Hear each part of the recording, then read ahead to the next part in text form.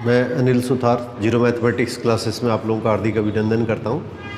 पिछली 2 टर्म के पर हमने फंक्शन किया था, आज उसी को थोड़ा सा आगे बढ़ाते हैं। तो इसके बाद में अपने पास इसके अंदर के 2 दिन इसके अंदर के इसके क्वेश्चन के लिए अपने पास में प्रैक्टिस करेंगे। तो इसका एक टॉपिक है इक्वल फंक्शन, इसको तुल्य फंक्शन बोलते हैं, तुल्य फलन। तो अगर f a से b पर और g a से b पर डिफाइन हो रहे हैं, 2 फंक्शन है f और g, दोनों a से b पर डिफाइन हो रहे हैं, तो अपने पास इसके अंदर क्या होना चाहिए? एक तो f का डोमेन, f का प्रांत और g का प्रांत दोनों सेम होने चाहिए। दोनों फंक्शन सेम है तो दोनों का अपने पास इसके अंदर प्रांत, तो डोमेन, दोनों का जो डोमेन है वो आपस में इसके अंदर इक्वल होना चाहिए। और एक इसके अंदर क्या नंबर सेकंड क्या है, ये दूसरा क्या कहलाता है? सहप्रांत कहलाता है। तो f का सहप्रांत या इसको कोडोमेन बोलते हैं और g का सहप्रांत, ये दोनों आपस में इक्वल हो। और तीसरी कंडीशन है f(x) = gx।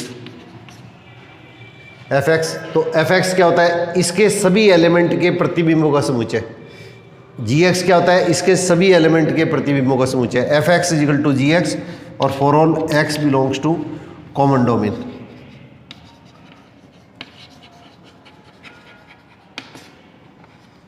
उभयनिष्ठ प्रांत।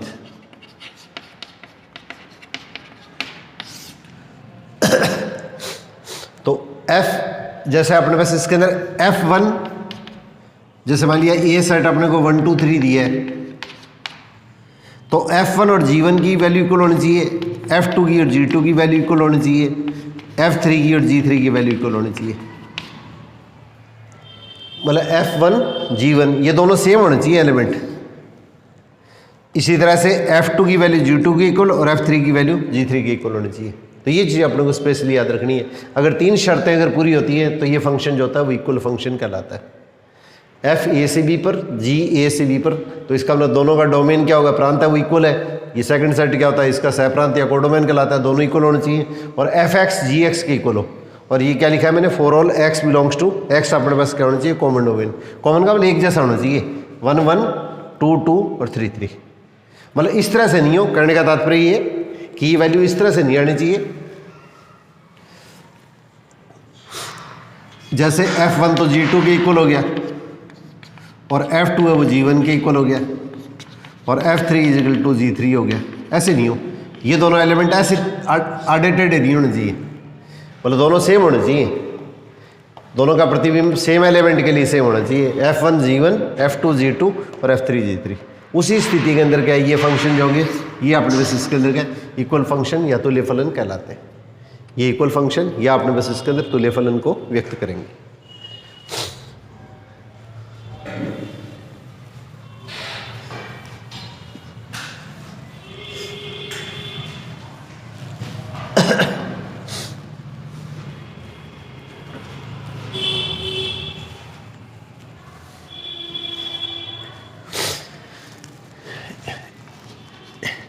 इसके बाद में टॉपिक आता है कंपोजिट ऑफ फंक्शन। इसको संयुक्त फलन बोला जाता है। इसके पर 99.99% एक क्वेश्चन जरूर आता है।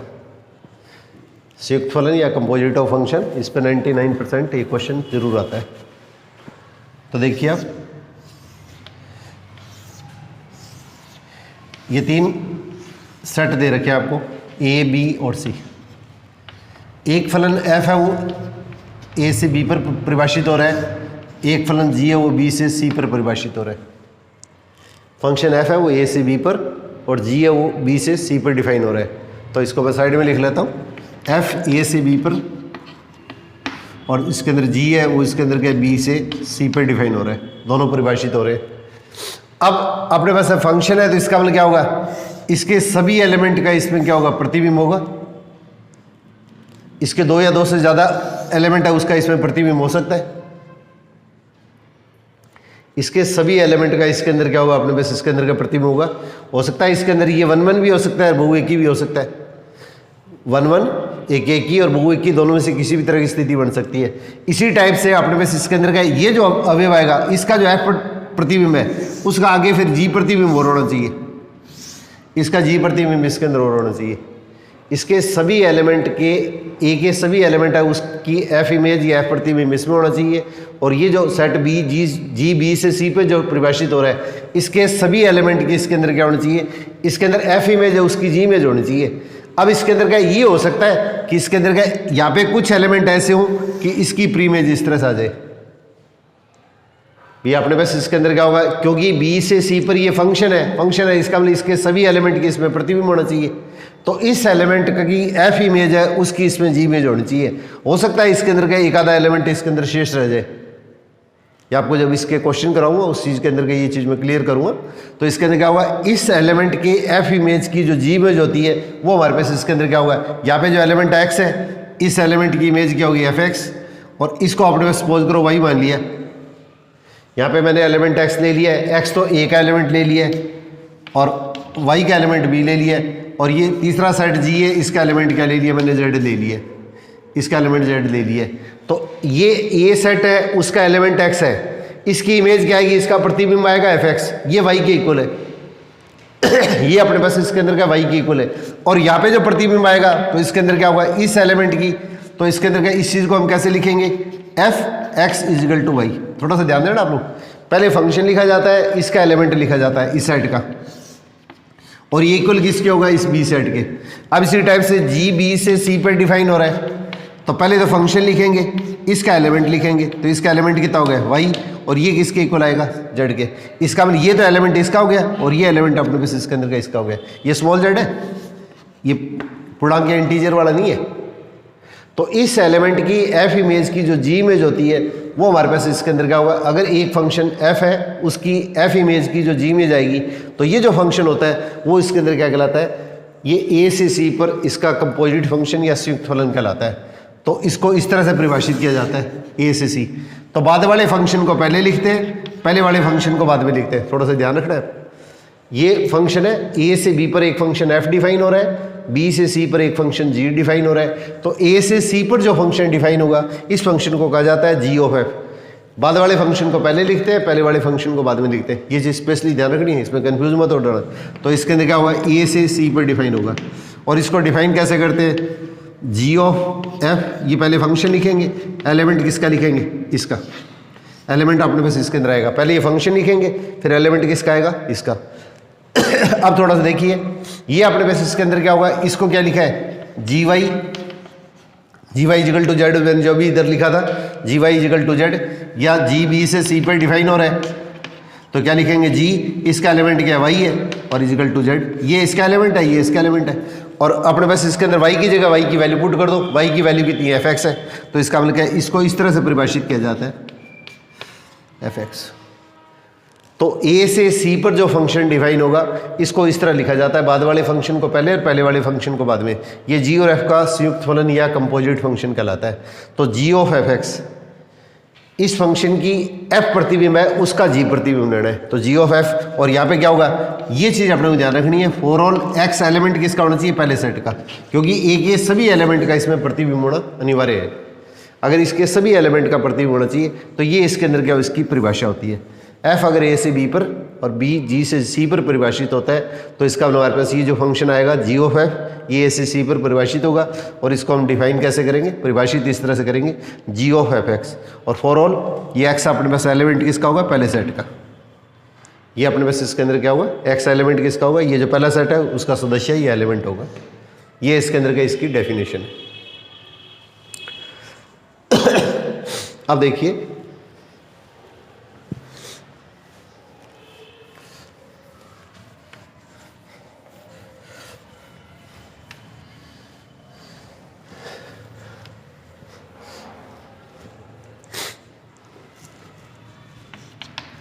एफ ए से बी पर और जी बी से सी पर डिफाइन हो रहा है, ये दोनों चीज़ें सेम होनी चाहिए, ठीक है। तो ए से सी पर जो फंक्शन डिफाइन होगा इसको हम बोलेंगे जी ऑफ एफ। बाद वाले फंक्शन को पहले और पहले वाले फंक्शन को बाद में, ए से सी पर डिफाइन होगा तो इसके अंदर क्या लिखेंगे, जी ऑफ एफ, एलिमेंट इसका लिखेंगे, और ये परिभाषा क्या होती है, जी ऑफ एफ एक्स, और for all x belongs to A, पहले सेट का।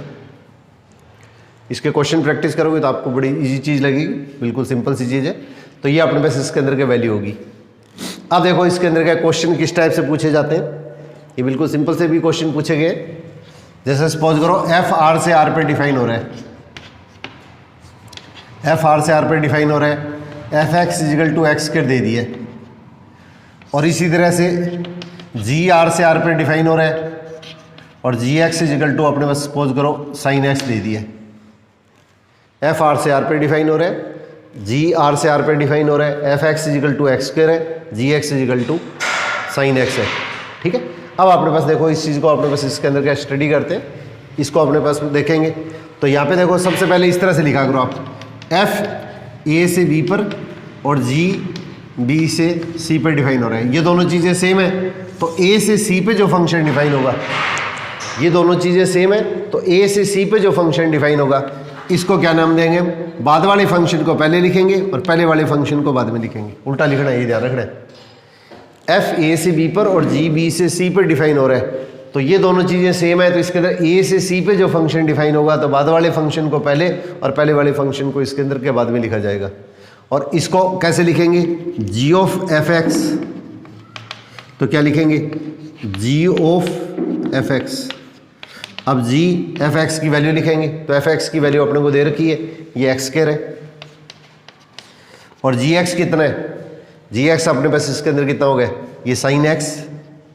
तो यहाँ पे x की जगह अगर x स्क्वायर है तो x स्क्वायर लिखेंगे, यहाँ पे x है तो x लिखेंगे, x स्क्वायर है तो x स्क्वायर लिखेंगे, जो भी वैल्यू यहाँ पे होगी वही वैल्यू यहाँ पे लिखेंगे, उसका साइन ले लेंगे। तो ये हमारे पास इसके अंदर का एक रिजल्ट तो ये आ गया। अब इसी तरह से देखो इस चीज़ को मैं उल्टा लिख रहा हूँ, जी बी से सी पर, जैसे आर से आर पे डिफाइन हो रहा है, जी आर से आर पे डिफाइन हो रहा है, और एफ अपने पास आर से आर पे डिफाइन हो रहा है। जी इसको मैंने पहले लिख लिया, उसको अपने पास इसके अंदर के बाद में लिख दिया। ये दोनों चीज़ें अपने पास क्या क्वेश्चन के अंदर क्या सेम है, तो ये फलन जो होगा वो आर से आर पे डिफाइन होगा। यहाँ पे तो अपने पास क्या क्वेश्चन ये लिया था, तो यहाँ पे क्वेश्चन के अंदर क्या दिया है, ये भी आर से आर पे डिफाइन हो रहा है और ये भी आर से आर पे डिफाइन हो रहा है। तो इसका मतलब यहाँ पे फंक्शन क्या होगा, दोनों चीज़ें क्या होगी, आर से आर पे डिफाइन होगी। एफ आर से आर पे, जी आर से आर पे डिफाइन हो रहा है, तो इसके अंदर क्या क्वेश्चन जो मैंने लिखा है उस क्वेश्चन के अनुरूप करेंगे। तो जी ऑफ एक्स ये क्या आएगा, ये दोनों चीज़ें सेम है, तो आर से आर पे जो फंक्शन डिफाइन होगा तो बाद वाले फंक्शन को पहले और पहले वाले फंक्शन को बाद में लिख लेंगे। तो इसको क्या लिखेंगे, जी ऑफ एफ, एलिमेंट इसका लेंगे, ये एक्स इसका एलिमेंट है, तो इसको इस तरह परिभाषित किया जाता है, जी ऑफ एफ एक्स। इस एलिमेंट की जो एफ इमेज है उसकी जी इमेज, इस एलिमेंट की जो पहले एफ इमेज है उसकी फिर बाद में जी इमेज लेनी है। तो अब अपने इसके अंदर का जी एक्स की वैल्यू अपने को क्वेश्चन के अंदर क्या दे रखी है, एक्स स्क्वायर, तो ये एक्स स्क्वायर लिख लिया। अब जी एक्स क्या है, यहाँ पे देखो जी एक्स क्या दिया है, ये अपने पास जो एक्स दिया है उसका साइन लेना है, यहाँ पे ये अपने पास जो एक्स दिया है उसका साइन लेना है। यहाँ पे जो भी वैल्यू आएगी तो इसके अंदर का ये अपने पास इसके अंदर का जो भी वैल्यू आएगी वो वैल्यू लिखनी है, इसके अंदर जो भी वैल्यू आएगी वो अपने पास वैल्यू लिखनी है। तो इसके अंदर क्या लिखेंगे, साइन एक्स स्क्वायर, ये अपने पास मान आ गया। अब इसी तरह इसको देखो, मैं इसको उल्टे क्रम में ले रहा हूँ, जी को मैंने पहले लिख लिया, एफ को बाद में लिख लिया, ये दोनों चीज़ें सेम है। तो इसका आर से आर पे ये जो फंक्शन परिभाषित होगा, डिफाइन होगा, तो इसमें बाद वाले फंक्शन को पहले और पहले वाले फंक्शन को बाद में लिखेंगे, बाद वाले फंक्शन को पहले और पहले वाले फंक्शन को बाद में लिखेंगे। अब इसको हम कैसे परिभाषित करेंगे, पहले तो ये फंक्शन लिखेंगे और एलिमेंट लेंगे एक्स, ये एक्स इसका एलिमेंट होगा, तो इसको कैसे लिखा जाएगा, एफ ऑफ जी एक्स। अब जी एक्स की वैल्यू अपने को दे रखी है, ये साइन एक्स है, और यहाँ पे एफ एक्स क्या लिखा है, यहाँ पे जो वैल्यू है उस वैल्यू का स्क्वायर, तो यहाँ पे वैल्यू कौन सी है, साइन एक्स है, तो इसका स्क्वायर करेंगे। और साइन एक्स का स्क्वायर आपको पता है कि साइन स्क्वायर एक्स होता है, साइन एक्स का स्क्वायर क्या होता है, साइन स्क्वायर एक्स होता है। तो यहाँ पे देखिए ये तो अपने पास इसके अंदर क्या होगा, जी ऑफ एफ एक्स हो गया, और यहाँ पे अपने पास इसके अंदर क्या होगा, एफ ऑफ जी एक्स हो गया। अब ये दोनों वैल्यू क्या है, ये आपस में इक्वल नहीं है, तो दोनों वैल्यू आपस में इक्वल नहीं है, तो इसका मतलब हमारे पास इसके अंदर क्या होगा, जी ऑफ एफ और एफ ऑफ जी है वो आपस में इक्वल नहीं होते। तो ये आपको रिजल्ट याद रखना है। स्टेटमेंट टाइप के क्वेश्चन अगर पूछ लेते हैं तो इसमें इस तरह से क्वेश्चन पूछा जा सकता है, एफ ऑफ जी और जी ऑफ एफ आपस में इक्वल नहीं होते। जब इक्वल होते हैं तो इसको क्या बोलते हैं हम, कम्यूटेटिव प्रॉपर्टी या कर्विनी मैकेनिज्म कहते हैं। तो इसके अंदर क्या होगा, अपने पास इसके अंदर कंपोजिट ऑफ फंक्शन या संयुक्त फलन है, उसमें कर्विनी मैकेनिज्म का पालन नहीं होता है, तो ये प्रॉपर्टी इसके अंदर लागू नहीं होगी। बाई चांस अगर क्वेश्चन हो जाए तो वो एक अलग बात है, मतलब एक भी केस अगर ऐसा आ जाए दोनों जब चीज़ें इक्वल नहीं होती है तो उसको अपने पास क्या कहते हैं, नियम या रूल नहीं कह सकते। अगर एक केस भी अगर ऐसा आता है कि ये दोनों वैल्यू अगर इक्वल नहीं है तो इसको अपने पास नियम या रूल नहीं कह सकते।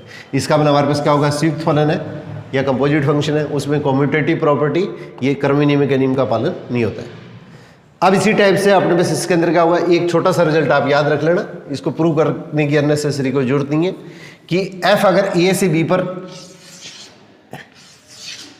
ये फलन दे रखे हैं, जैसे एफ दे दिया, ये जी दे दिया, ये एच दे दिया, पहले ये फंक्शन यहाँ से यहाँ पे डिफाइन हो रहा है, ये इससे डिफाइन हो रहा है, इस तरह से आगे जैसे अपने पास एक चैन बन रही है, जैसे मैं एग्जांपल के तौर पे लिखता हूँ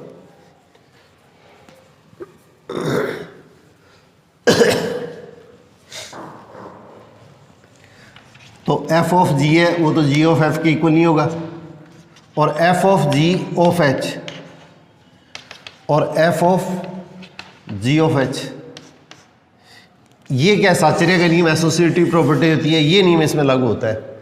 इतना लंबा क्वेश्चन दिया नहीं जाता है क्यों, नेसेसरी क्वेश्चन बहुत लेंथी हो जाता है, तो इस तरह का क्वेश्चन इसके अंदर का दिया नहीं जाता है, परंतु इसके अंदर का ये स्टेटमेंट के बेस के ऊपर इस तरह का क्वेश्चन डाला जा सकता है। ठीक है, इस तरह के क्वेश्चन भी अपने को आपको एक आधा क्वेश्चन प्रैक्टिस करवा दूंगा।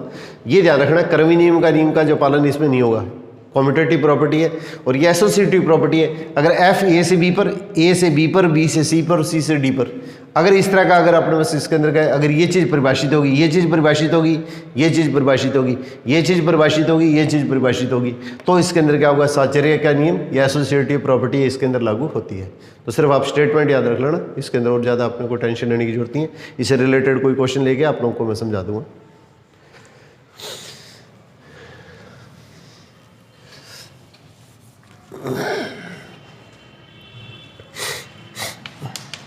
तो एक आप लोगों को ये कल करवा रहे थे, एफ ए से बी पर परिभाषित हो रहा है या ए से ए पर परिभाषित हो रहा है, तो इसके अंदर क्या, एक मिनट के लिए देखिए आप, छोटी सी एक चीज़ बता दी, कल कंप्लीट नहीं हुई थी, इस चीज़ को थोड़ा सा क्लियर कर देता हूँ। ये ए से बी पर एक फंक्शन एफ डिफाइन हो रहा है, ए से बी पर अपने पास इसके अंदर का ये फंक्शन, अलग अलग स्थितियाँ ले रहा हूँ मैं, ए से बी पर एक फंक्शन एफ डिफाइन हो रहा है, इसको आप अलग अलग नाम भी ले सकते हैं, सेम नाम भी ले सकते हैं, कोई टेंशन लेने की जरूरत नहीं है। ये हमारे पास इसके अंदर क्या हुआ, ये फंक्शन हो गया, इसके अंदर कुछ एलिमेंट छोड़ दिए मैंने, ये फंक्शन ले लिया, चार तरह की स्थितियां की थी हमने कल, इसमें कुछ एलिमेंट शेष छोड़ दिए। तो अब देखो, अब ए से बी पर परिभाषित होने वाला फलन, इसके अंदर ये क्या होगा, 1 ऑन्टो फंक्शन या एक एक की आच्छादक फलन को व्यक्त करता है। अब इसी टाइप से ये हमारे पास इसके अंदर क्या होगा, एक एक की, और इसके अंदर क्या होगा, अंतरक्षेपी, क्योंकि इस एलिमेंट का इसमें पूर्व प्रतिबिंब नहीं है, इसका मतलब हमारे पास इसके अंदर क्या होगा, ये 1 और इंटू फंक्शन हो गया। अब इसी तरह से ये क्या होगा, मैनी 1 और सभी एलिमेंट के इसके अंदर प्री इमेज या पूर्व प्रतिबिंब है, तो इसका मतलब हमारे पास इसके अंदर ऑन्टो हो गया, तो इसका मतलब हमारे पास ये फलन क्या होगा, बहु एक ही, और इसके अंदर क्या होगा, आच्छादक हो जाएगा। और इसी टाइप से अपने पास इसके अंदर ये क्या होगा, बहु एक ही, मैनी 1, और इस एलिमेंट की इसमें पूर्व प्रतिबिंब नहीं है, तो इसलिए हमारे पास इसके अंदर इंटू या अपने पास इसके अंदर अंतरक्षेपी फलन हो जाएगा। ये चार स्थितियां की थी अपने। तो अब देखो अपने पास इसके अंदर का अपने को ये चीज़ देखनी है कि इसके सभी डिफरेंट एलिमेंट की अगर इसमें डिफरेंट इमेज होती है, सभी अलग अलग अवयवों का प्रतिबिंब अगर अलग अलग होता है तो वो 1 1 होता है। पहले सेट के दो डिफरेंट एलिमेंट की अगर प्रतिबिंब सेम होता है, इमेज सेम आती है, तो ये मैनी 1 होता है। अब फंक्शन के अंदर अपने दो चीज़ें पढ़ी थी, एक तो इसके अंदर का एक एलिमेंट है उसकी एक से ज़्यादा इमेज नहीं होनी चाहिए, और एक एलिमेंट अपने पास इसके अंदर का कोई ऐसा फंक्शन नहीं होना चाहिए जिसके एक से ज़्यादा प्रतिबिंब हो। अपने ये चीज़ पढ़ी थी। अब अपने को ये चीज़ जांचनी है कि कौन कौन से फलन ए से बी के ऊपर जो परिभाषित हो रहे हैं तो बी से ए पर परिभाषित होते हैं, कौन कौन से फंक्शन है उसके अंदर क्या बी से ए पर परिभाषित होते हैं। तो ये फंक्शन है उसके अंदर क्या हुआ, 1 1 ऑन्टो फंक्शन जो होता है एक एक आच्छादक, तो ये जो फंक्शन होता है इसको बाइजेक्शन बोलते हैं, बाइजेक्टिव फंक्शन या इसको बाइजेक्शन कह देते हैं। हिंदी के अंदर तो ये बोला जाता है एक एक आच्छादक, इंग्लिश के अंदर इसको बाइजेक्शन या बाइजेक्टिव फंक्शन। तो ऐसा नहीं हो कि इसके अंदर का इसका सीधा ट्रांसलेशन कर दिया जाए पेपर के अंदर, हिंदी के अंदर इसका बाइजेक्टिव या बाइजेक्शन, इसके अंदर का इसका ट्रांसलेशन कर दिया जाए। तो इसलिए आपको ये थोड़ी टर्म याद रखनी है, ये एक एक आच्छादक है वही बाइजेक्शन या बाइजेक्टिव फंक्शन कहलाता है। तो कई बार इस तरह की स्थितियां भी देखी है कि इसके अंदर का हिंदी मीडियम वालों के अंदर का टर्म्स है उसके अंदर का इंग्लिश की वैसे के वैसे एज इट इज है उसके अंदर का ट्रांसलेशन कर दी जाती है, तो अपने को थोड़ी सी टर्म जरूर याद रखनी है। अब देखो ये फंक्शन क्या बी से ए पर परिभाषित हो रहा है, कि सभी एलिमेंट की इमेज क्या है अलग अलग है और एक एलिमेंट की एक से ज़्यादा इमेज नहीं है। तो ए से बी पर परिभाषित होने वाला फंक्शन ये है, तो ये फंक्शन बी से ए पर भी परिभाषित होगा। तो ये फंक्शन होता है उसका क्या कहलाता है, इनवर्स कहलाता है, ये इसका इनवर्स कहलाता है। अब इसी तरह से देखो ये फंक्शन है ए से बी पर तो परिभाषित हो रहा है, ए से बी पर तो परिभाषित हो रहा है, परंतु इसके अंदर बी से ए पर परिभाषित नहीं होगा। बी से ए पर परिभाषित क्यों नहीं होगा, क्योंकि इस एलिमेंट की इसके अंदर क्या दूसरे सेट के अंदर क्या कोई इमेज नहीं है। तो ये ए से बी पर तो क्या परिभाषित हो रहा है, ए से बी पर तो परिभाषित हो रहा है, परंतु बी से ए पर क्या होगा, ये परिभाषित नहीं होगा, क्योंकि इस एलिमेंट की इसके अंदर क्या प्रतिबिंब नहीं है, इसकी इमेज नहीं है। और अगर एक भी एलिमेंट अगर ऐसा आ गया इस सेट के अंदर जिसका इसमें प्रतिबिंब या इमेज नहीं है, तो वो क्या होगा, फंक्शन नहीं होगा। अब इसी टाइप से देखो ये एफ, ये अपने पास इसके अंदर क्या ए से बी पर तो क्या डिफाइन हो रहा है, परिभाषित हो रहा है, परंतु अगर बी से ए पर लेंगे तो इस एलिमेंट के क्या होंगे, एक से ज़्यादा इमेज होगी, एक से ज़्यादा प्रतिबिंब होंगे। तो एक से ज़्यादा प्रतिबिंब हो गए, इसका मतलब हमारे पास इसके अंदर क्या होगा, ये बी से ए पर क्या होगा, फंक्शन ही होगा, रिलेशन तो होगा, फंक्शन नहीं होगा। अब इसी टाइप से ये लेंगे तो इसके अंदर भी क्या है, बी से ए पर, एफ ए से बी पर तो परिभाषित होगा, परंतु इसके अंदर क्या बी से ए पर क्या होगा, परिभाषित नहीं होगा, क्योंकि इसके अंदर देखो एक एलिमेंट के एक से ज़्यादा प्रतिबिंब हो गए और इस एलिमेंट का इसमें क्या कोई प्रतिबिंब या इमेज नहीं है। तो इसके अंदर क्या होगा, अगर ए से बी पर परिभाषित होने वाला, डिफाइन होने वाला अगर फंक्शन, अगर 1-1-on-2 फंक्शन है, एक एक ही छादक फलन है, या इसको बाइजेक्टिव या बाइजेक्शन कहे, तो ये एक फलन ऐसा है जो कि बी से ए पर परिभाषित होगा, और ये बी से ए पर जो परिभाषित होता है ये फलन का प्रतिलोम कहलाता है, ये फलन का प्रतिलोम कहलाता है, इसको इनवर्स ऑफ फंक्शन कहते हैं, ये इनवर्स ऑफ फंक्शन कहते हैं। एक चीज़ मैंने आप लोगों को देखो कल स्टार्टिंग के अंदर बताई थी, आप लोगों को अगर ध्यान हो तो आपको,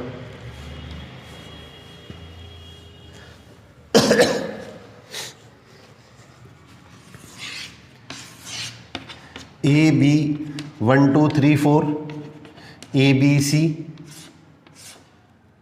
ये ले लिया, तो ए का पूर्व प्रतिबिंब या प्री इमेज क्या होगी, ए की पूर्व प्रतिबिंब ये है, बी की प्री इमेज लेंगे तो इसके अंदर क्या होगी, 2 और 3 होगी।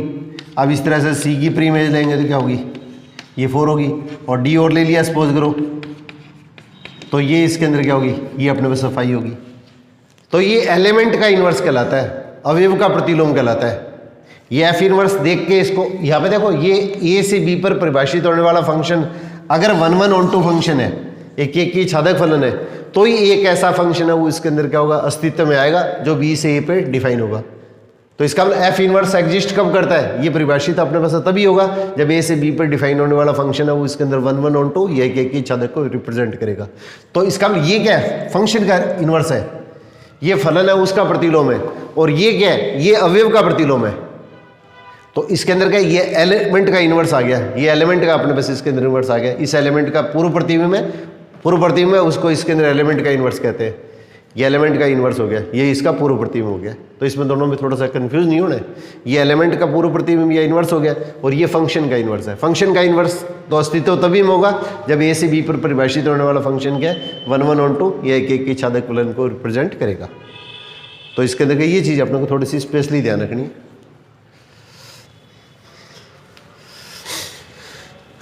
अब एक छोटा सा रिजल्ट अपने को थोड़ा ध्यान रखना है, ये भी स्टेटमेंट वाले टाइप के क्वेश्चन के अंदर पूछा जा सकता है।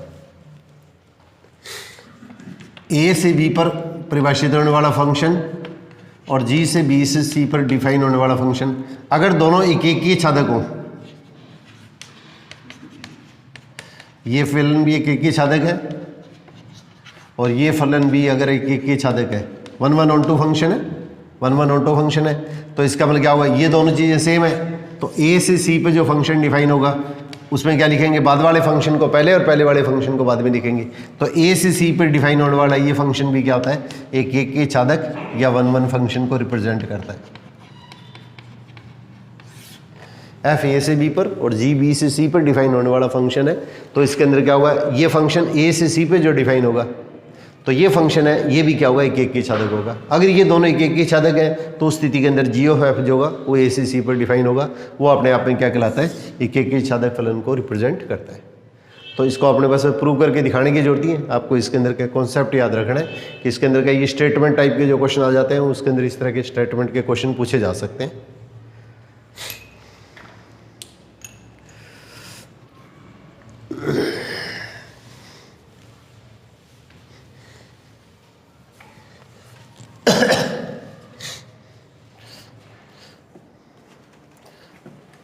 अब दो छोटे छोटे स्टेप और हैं, ये आप लोगों को और बता देता हूँ मैं, ये भी इम्पोर्टेंट है, आप लोगों को ध्यान रखने।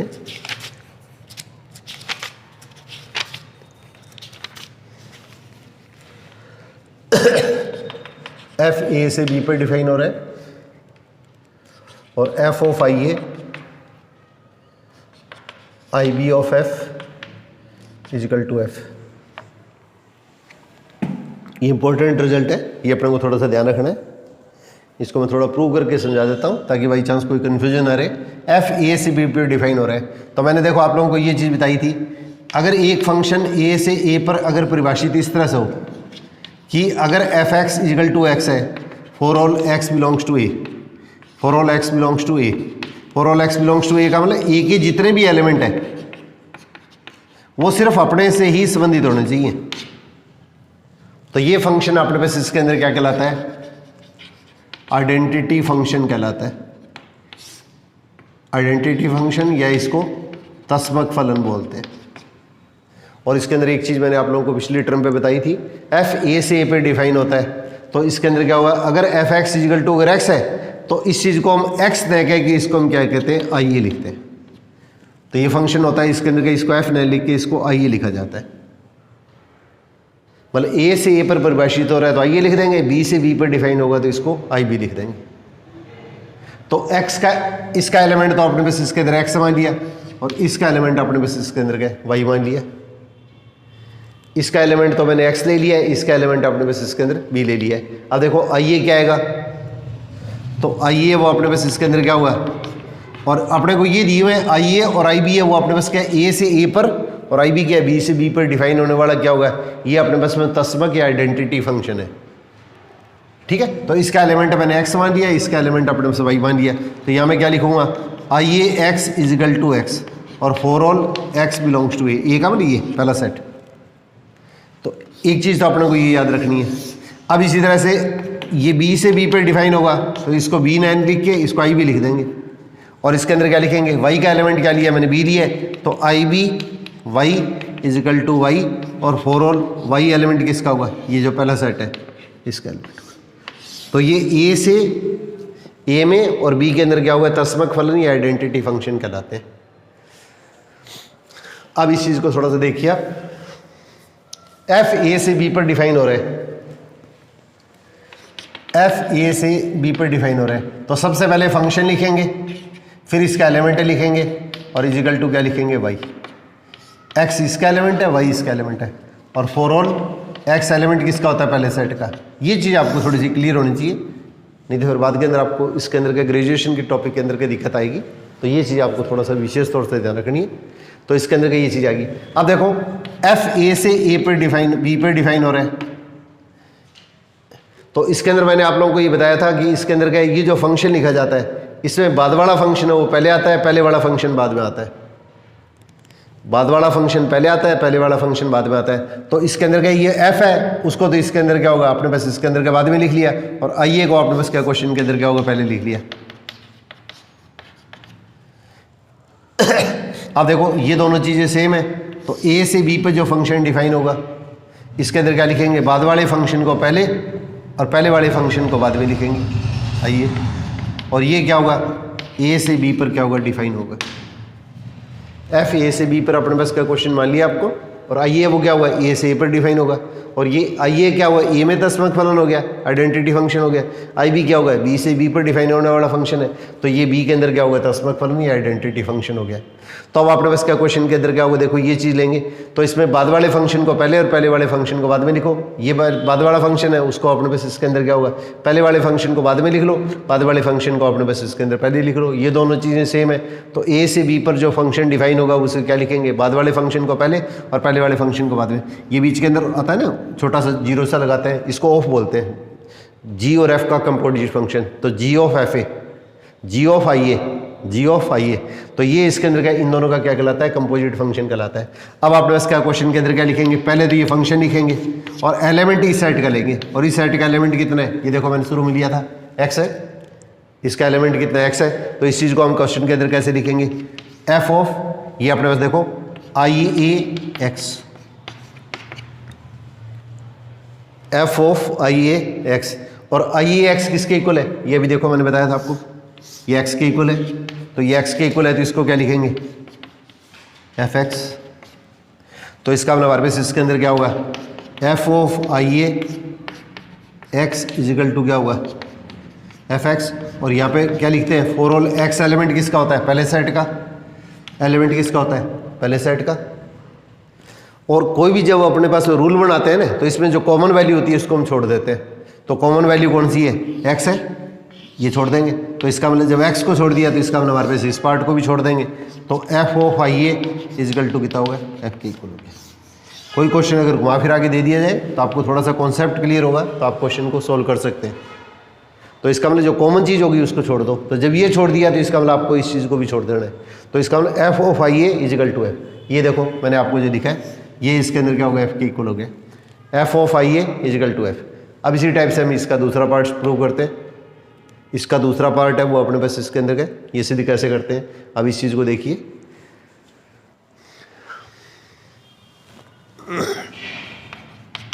तो आई बी ऑफ एफ ये इजिकल टू एफ। अब आपने को ये प्रूव करना है, पहले वाला तो प्रूव कर दिया, इस तरह से दूसरा पार्ट प्रूव करेंगे। तो मैंने अभी आप लोगों को क्या बताया था इसके अंदर, देखिए आई बी क्या होगा, बी से बी पे डिफाइन होगा, और एफ है वो क्या होगा, ए से बी पे डिफाइन होगा। तो बाद वाले फंक्शन को पहले लिखना है, पहले वाले फंक्शन को बाद में लिखना है। बस ये रिजल्ट थोड़ा सा याद रखो, फिर आपको क्वेश्चन के अंदर कहीं कंफ्यूजन नहीं होगा। बाद वाले फंक्शन को पहले, पहले वाले फंक्शन को बाद में लिख दो।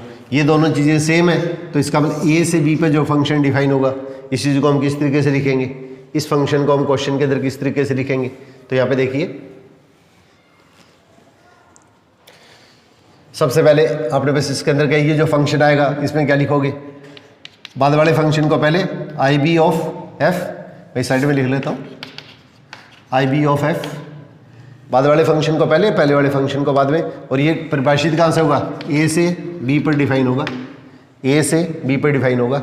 और अब अपने पास इसके अंदर क्या होगा, देखो ये चीज़ है, तो सबसे पहले तो ये फंक्शन लिखेंगे, सबसे तो पहले फंक्शन लिखेंगे, इसका एलिमेंट लिखेंगे।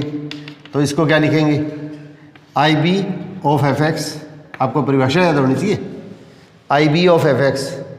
अब एफ एक्स की वैल्यू क्या पड़ी थी आपने, एफ एक्स की वैल्यू एफ ए से बी पर परिभाषित किया था शुरू में।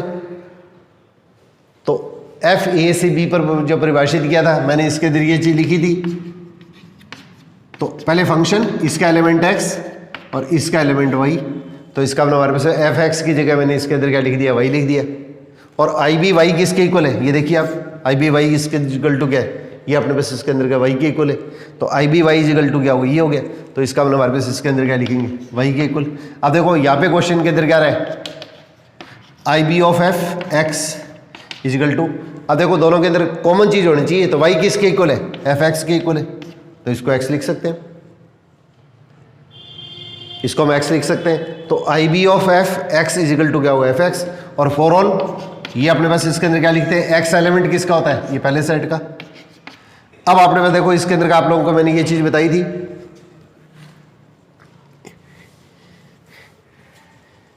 इसके अंदर क्या ये चीज मैंने बताई थी, अगर कोई चीज कॉमन है तो उस चीज को छोड़ दो आप।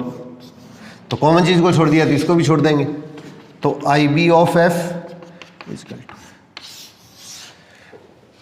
तो इसी तरह से देखो अपने पास इसके अंदर क्या, पहले एक स्टेप आपने प्रूव किया था, f of I A is equal to I B of f is equal to f.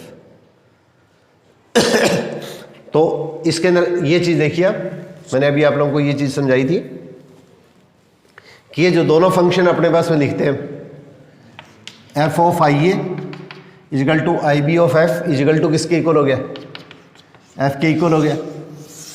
तो अगर ये जो दोनों फंक्शन है, आपने ये देखा था कि ये दोनों फंक्शन है वो इसके अंदर क्या होंगे, ये भी ए से बी पर डिफाइन हो रहा है, और ये दूसरे वाला फंक्शन है, ये भी आई बी ऑफ एफ है, वो भी ए से बी पर डिफाइन हो रहे हैं।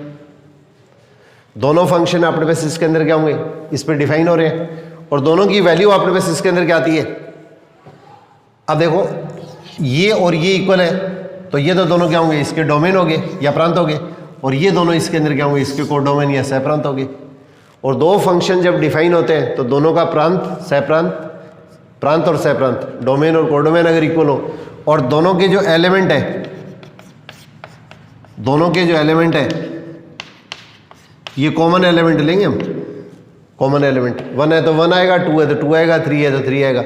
अगर तीनों चीज़ें अगर इक्वल होती हैं तो ये जो फंक्शन होता है वो इसके अंदर क्या कहलाता है, इक्वल फंक्शन कहलाता है। इसका मतलब ये वैल्यू इसके इक्वल होगी और ये दोनं वैल्यू किसके इक्वल आएगी, एफ के इक्वल आएगी।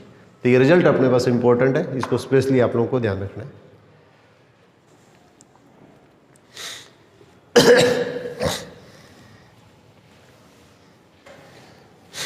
एक छोटा सा इसके अंदर का एक इंपॉर्टेंट रिजल्ट और आता है, ये अपने को याद रखना है।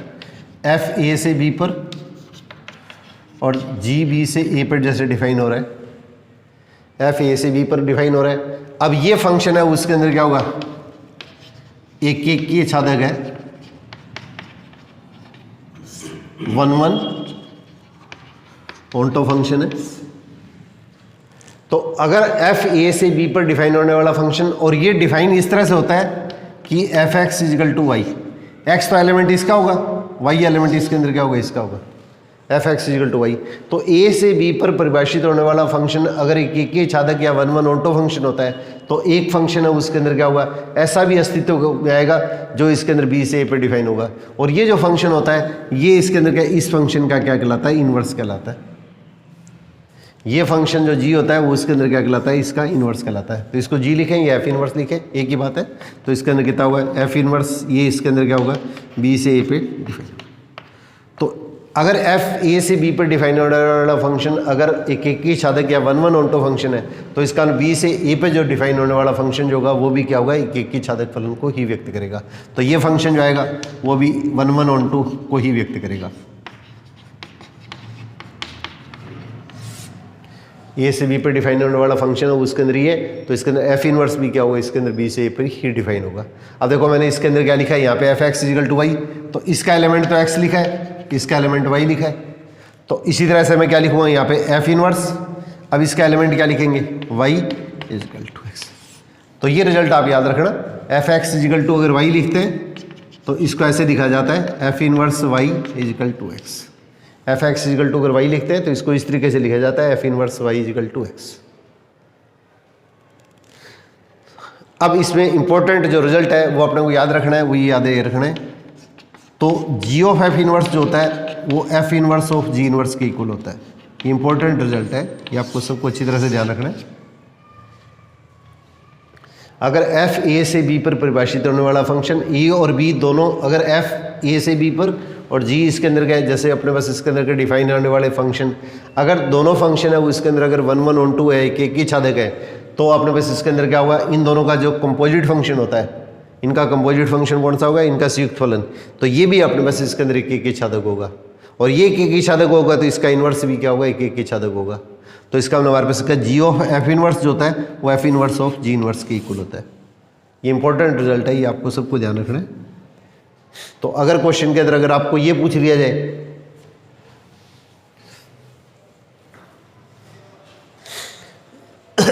भाई g of f inverse is equal to ये पूछ लें या ये पूछ लें, तो दोनों चीज़ें इक्वल है। ये चीज़ और ये चीज़ अगर अपने को क्वेश्चन के अंदर पूछी जाती है तो दोनों चीज़ें अपने पास क्या क्वेश्चन के अंदर इक्वल होती है। तो इसके अंदर क्या, देखो मैं एक क्वेश्चन लेता हूँ छोटा सा।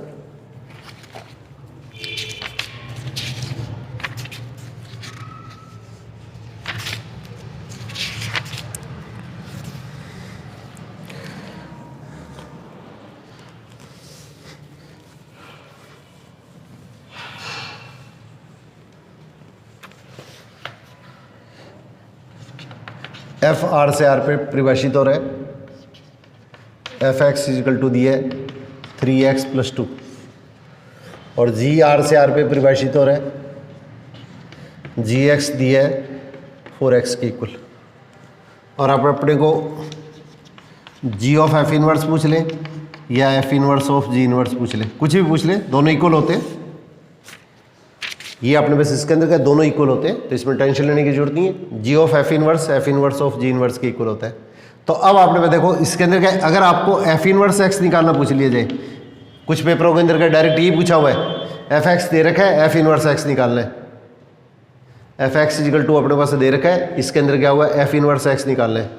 तो सबसे पहले तो अपने पास इसके अंदर क्या, देखो इसको किस तरह से डिफाइन करेंगे हम। सबसे पहले ये चीज़ अपने को देखनी होती है, 99% क्वेश्चन के अंदर दिया जाता है कि इसके अंदर क्या ये 1 1 ऑन्टो फंक्शन है। परंतु आपने को चेक करना है तो इसके अंदर का आप लोगों को जैसे मैंने कल बताया था क्वेश्चन के अंदर एफ एक्स इजिकल टू अगर एफ वाई लें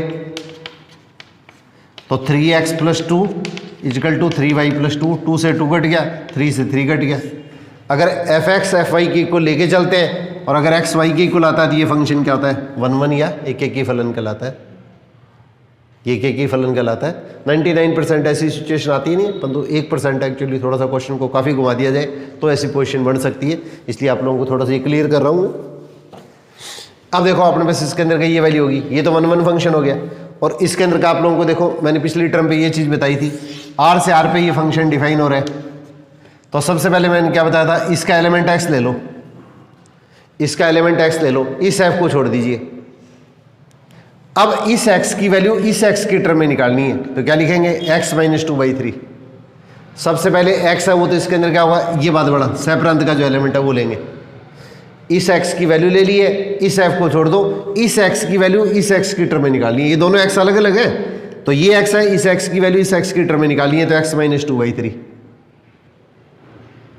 तो यहां पे अपने पास इसके अंदर का ये जो वैल्यू आएगी, इस f इनवर्स x को कैसे लिखा जाता है, इस तरह से लिखा जाता है x - 2/3।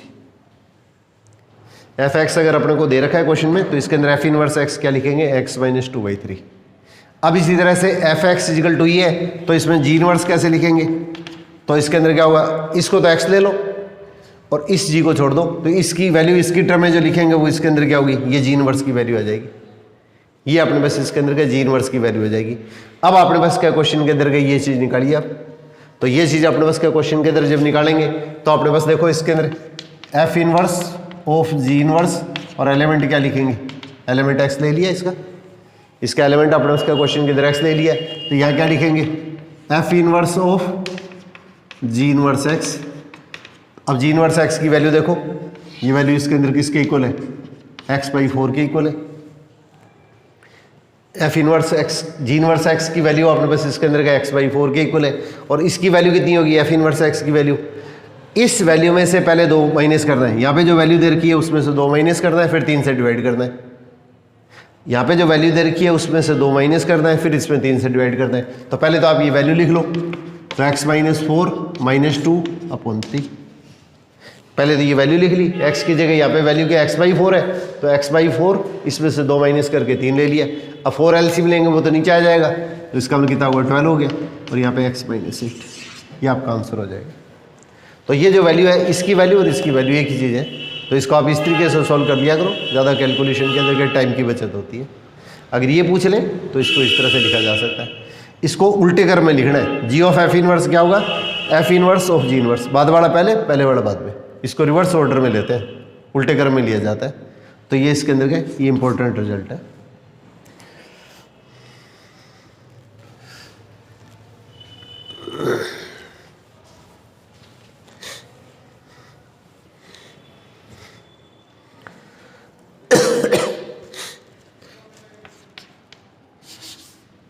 अब एक चीज़ थोड़ा सा चीज़ और देख लीजिए आप,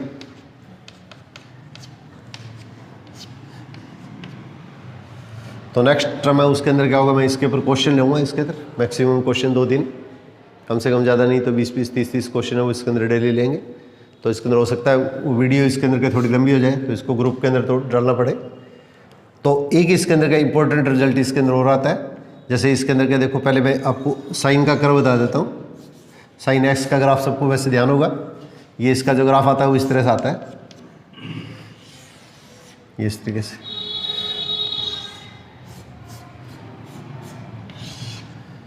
ये इस तरह से वैल्यू चलती जाती है। इसकी अधिकतम वैल्यू तो 1 होती है, मिनिमम वैल्यू -1 होती है। साइन एक्स का कर्व जो होता है वो इस तरीके से कर्व बनता है। तो इसका डोमेन क्या होता है, f x is equal to sine x. पहले मैं साइन और कोस 2 ही ले रहा हूँ, फिर नेक्स्ट टर्म करेंगे उसके अंदर आप लोगों को डिटेल के अंदर एक्स्ट्रा चीज़ें बताऊँगा। F x is equal to sine x, और अपने पास इसके अंदर का एक अपने पास इसके अंदर का कोस एक्स ले लिया, 2 स्टेप अलग अलग टाइप के ले लिए मैंने। तो साइन एक्स का कर्व तो ऐसे बनेगा, और कोस एक्स का जो कर्व बनता है वो इसके अंदर क्या वो इस टाइप से बनता है। कोस एक्स का कर्व आपने बस इसके अंदर का इस तरीके से बनता है। बाकी ग्राफ है वो आपको मैं नेक्स्ट टर्म के अंदर कराऊंगा, उसके अंदर आपको बता दूंगा। तो इसमें भी क्या होता है, मैक्सिमम वैल्यू क्या होती है 1 होती है, और मिनिमम वैल्यू अपने उसका क्वेश्चन के अंदर क्या होती है -1 होती है। तो एफ एक्स इजिकल टू जैसे जी एक्स ले लिया, ये आपने बस एफ एक्स इजिकल टू का कोस एक्स ले लिया। तो दोनों का जो डोमेन आएगा, डोमेन या प्रांत, ये क्या होगा, आर के इक्वल होगा। दोनों का जो डोमेन होता है वो क्या होता है, आर के इक्वल होता है। इस दोनों का जो डोमेन है वो अपने पास इसके अंदर का आर के इक्वल होगा। भाई एक्स की कोई भी वैल्यू लेंगे तो फंक्शन क्या होगा, डिफाइन होगा। एक्स एक्स पे जो आता है वो एक्स की वैल्यू है, तो एक्स की वैल्यू कुछ भी ली जा सकती है।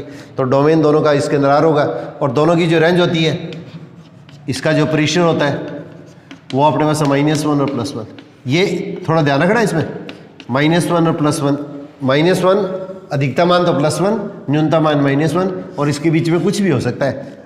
अब एक चीज़ ध्यान रखनी है आपको, अगर गलती से जैसे इस तरह से क्वेश्चन डाल दिया जाए तो ये चीज़ अलग होगी। इसका मतलब तो सिर्फ +1 और -1 है। अगर ये स्टेप अगर आ गया तो क्वेश्चन आपका क्रॉस हो जाएगा। ये आप लोगों को नेक्स्ट टर्म के अंदर जब क्वेश्चन कराऊंगा तो ये चीज़ें कॉन्सेप्ट क्लियर करूँगा आप लोगों को। किसी भी तरह से क्वेश्चन आए तो आपको कन्फ्यूज नहीं होना है। तो अब आपने पास इसके अंदर क्या होगा, दोनों का डोमेन तो ये हो गया, रेंज आपने पास इसके अंदर के दोनों का डोमेन और रेंज सेम होगा साइन और कोस के अंदर। इसका ग्राफ अलग अलग बनेगा इस तरीके से। ग्राफ आपने पास क्या क्वेश्चन के अंदर का दोनों का अपने पास में अलग अलग बनेगा। तो एक छोटी सी चीज़ इसके अंदर का ग्राफ के अंदर ये भी है, वो आप लोगों को थोड़ा सा क्लियर कर दूँ। ये अपने सिलेबस के अंदर नहीं आती है, +1 +2 के किसी के अंदर। ये कम्पिटेटिव पॉइंट्स आपको ध्यान रखनी है।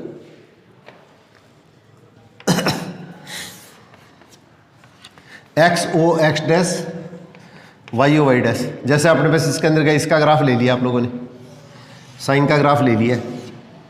ये वैल्यू कहीं से कहीं तक दी जा सकती है। तो इसके अंदर हमारे पास इसके अंदर ये क्या होगा, 0 0 हो गया। ये अपने पास इसके अंदर क्या π0 हो गया। ये अपने पास इसके अंदर क्या -π0 हो गया। इसी तरह से इसके अंदर ये कितना होगा, π/2 1 हो गया। ये अपने पास इसके अंदर -π/2 और -1 हो गया। इस तरह से इसके अंदर आगे वैल्यू अपने पास ले लेंगे। तो अपने पास अगर कोई भी ग्राफ अगर इस तरह का आता है कि एक्स एक्सिस के पैरेलल अगर कोई भी लाइन आती है, एक्स एक्सिस के अगर पैरेलल अगर कोई भी लाइन आती है, और अगर ये दिए हुए ग्राफ को अगर एक से ज़्यादा बिंदुओं पे कर काटती है, एक से ज़्यादा बिंदुओं पे कर काटती है, तो ये अपने पास इसके अंदर फंक्शन होता है। देखो एक्स के 2 अलग अलग मान आगे, एक्स के 2 अलग अलग मान आगे, और इसके अंदर क्या होगा, फंक्शन की वैल्यू सेम है। कुछ भी मान सकते हैं। एक्स के 2 अलग अलग मानों के लिए फंक्शन की वैल्यू क्या आ रही है, सेम आ रही है। ये वाई की वैल्यू है, एक्स का एक मान लेंगे तो वाई की एक वैल्यू है, एक्स के दूसरे मान के लिए क्या दूसरी वैल्यू है। तो एक्स के 2 डिफरेंट वैल्यू के लिए वाई फंक्शन के अंदर क्या वाई की वैल्यू क्या सेम आ रही है। तो अगर एक्स एक्सिस के पैरेलल अगर कोई भी लाइन खींचे, तो अगर ये इस दिए हुए ग्राफ को अगर एक से अधिक बिंदुओं पे काटती है, तो ये फंक्शन इसके अंदर जो होता है ये मैनी वन फंक्शन होता है। ये मैनी वन फंक्शन या इसको बहुएकी फलन कहते हैं। अगर आपने पास इसके अंदर का ये जो ग्राफ आएगा, अगर एक्स एक्सिस के पैरेलल है, वो इसके अंदर का अगर दिए हुए कर्व को, ये ग्राफ जो वक्र दे रखा है, उसको एक से ज़्यादा बिंदुओं पर अगर काटती है, तो ये फंक्शन है वो 1 1 या अपने पास इसके अंदर मैनी वन फंक्शन को रिप्रेजेंट करेगा। और इसी टाइप से अपने पास इसके अंदर का देखिए, जैसे अपने पास इसके अंदर का ये सर्कल की इक्वेशन ले ली है मैंने, x² + y² = 1। ये क्वेश्चन IIT में पूछा हुआ, x² + y² = 1।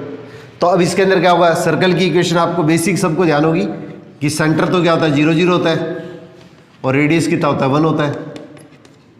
तो इसके अंदर देखो अपने पास इसके अंदर का, अगर अपने पास इसके अंदर का इस टाइप का अगर कोई भी ग्राफ बनता है, अगर इस तरह का कोई भी ग्राफ बनता है, अगर आपने पास इसके अंदर अगर वाई एक्सिस के पैरेलल कोई भी लाइन ले ली है, वाई एक्सिस के पैरेलल अगर अपने पास का कोई भी लाइन ले ली है, और ये अपने पास जो कर्व दे रखा है, जो वक्र दे रखा है, उसको एक से अधिक बिंदु पे काटता है, तो इसका मतलब एक्स का मान तो एक है और वाई के मान क्या होंगे, अलग अलग होंगे। एक्स का मान ये है, वाई का मान ये हो गया, एक्स का मान ये है, वाई का मान ये हो गया। और आप लोगों ने ये चीज़ पढ़ी थी कि इसके अंदर अगर एक ही बिंदु के एक से ज़्यादा फंक्शन प्रतिबिंब होते हैं, एक की वैल्यू के एक से ज़्यादा प्रतिबिंब होते हैं, तो वो क्या होता है, फंक्शन नहीं होता है। ये इसके अंदर क्या फंक्शन नहीं होता है। तो इसके अंदर क्या हुआ, एक्स की अगर ये वाई एक्सिस के पैरेलल लाइन, तो वाई एक्सिस के पैरेलल लाइन अगर अपने पास इसके अंदर क्या दिए हुए कर्व को, दिए हुए वक्र को अगर एक से ज़्यादा बिंदु पे काटती है, तो इसका मतलब एक बिंदु के क्या होंगे, एक से ज़्यादा प्रतिबिंब आएंगे, और एक बिंदु के एक से ज़्यादा अगर इमेज आती है, तो ये अपने पास इसके अंदर क्या होता है, फंक्शन को रिप्रेजेंट नहीं करता है। तो ये चीज़ अपने को थोड़ी सी स्पेशली ध्यान रखनी है। जैसे इस तरह के देखो, मैं 1 2 क्वेश्चन लेके बताता हूँ आपको, जो आप लोग अभी तक पढ़ चुके हो। तो इससे क्या हुआ, अपने पास क्या, अगर थोड़ा सा बेसिक आपको ग्राफ ध्यान हो ना, तो 1 1 मैनी वन के अंदर का अपने को कुछ भी करने की जरूरत नहीं पड़ती है।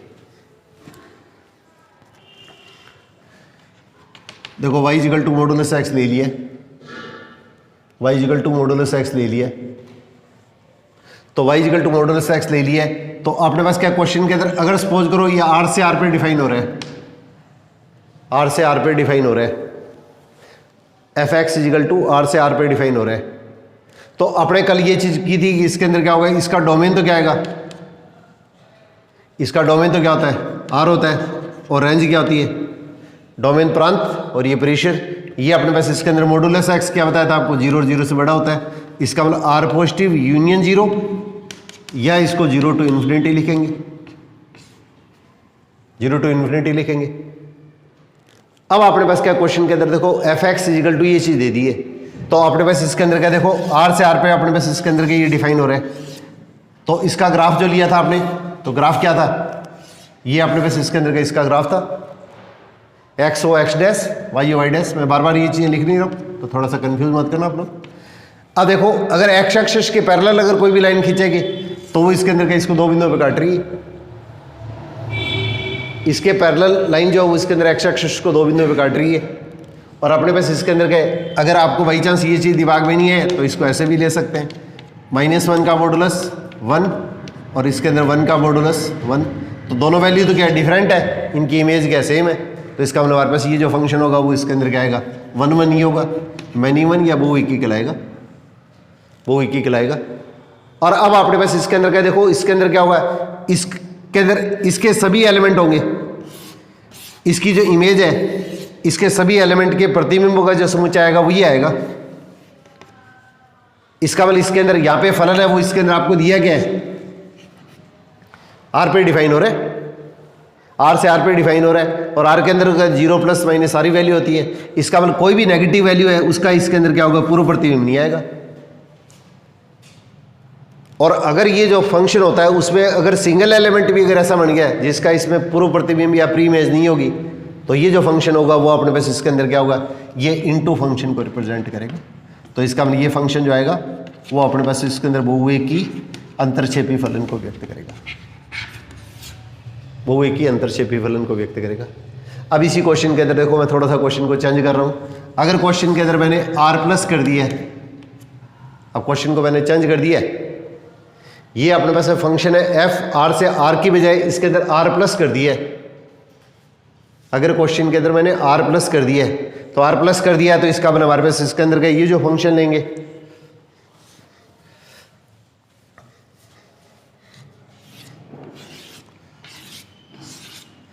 ये तो r है, ये r प्लस है।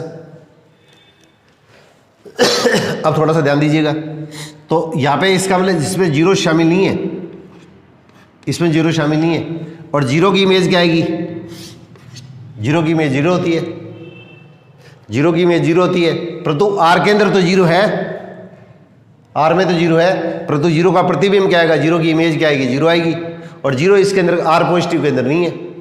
इसका मतलब इस एलिमेंट का इसमें क्या होगा, प्रतिबिंब या इमेज नहीं होगी, और इस एलिमेंट की अगर इसके अंदर इमेज नहीं होगी तो ये क्या होगा, फंक्शन ही होगा। अगर एक भी एलिमेंट अगर ऐसा आ गया जिसकी इसमें इमेज नहीं होगी तो ये क्या होगा, फंक्शन को रिप्रेजेंट नहीं करेगा।